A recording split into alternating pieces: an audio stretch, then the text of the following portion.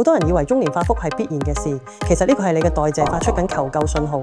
過咗35歲之後，你嘅身體已經唔再係當年嗰部跑車啦。咁你有冇發現自己總係俾人哋着多件衫啊，但係都仲係覺得凍㗎？瞓咗成10個鐘，起身都係覺得好攰。明明食得唔多，又有做運動，但係個磅上面嘅數字就係跌唔落嚟。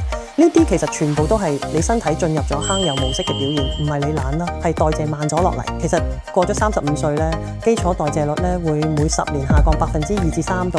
到你50歲嗰陣，可能比30歲少消耗150千卡，即係等於你每日要少食一碗飯先持平啦。更加麻煩嘅係肌肉每年都會流失0.5%至1%，肌肉少嘅脂肪就更加容易堆積，而且胰島素敏感性會下降，調節代謝嘅甲狀腺激素同性激素工作效率都跌咗。呢個解釋咗點解你以前嗰套減肥方法到咗中年就完全唔 work。仲有代謝慢咗，唔淨止會肥，內臟脂肪會堆積，釋放炎症因子，增加心臟病同糖尿病風險。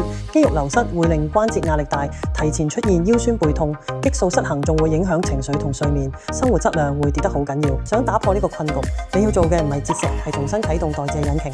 每日做15分鐘力量訓練，深蹲、平板支撐、臀橋呢啲大肌群動作，每週做3至4次，增加1公斤肌肉。你每日就會多消耗15至25千卡，遠遠超過有氧運動效果。飲食方面要先食蛋白質，再食菜，最後先食飯。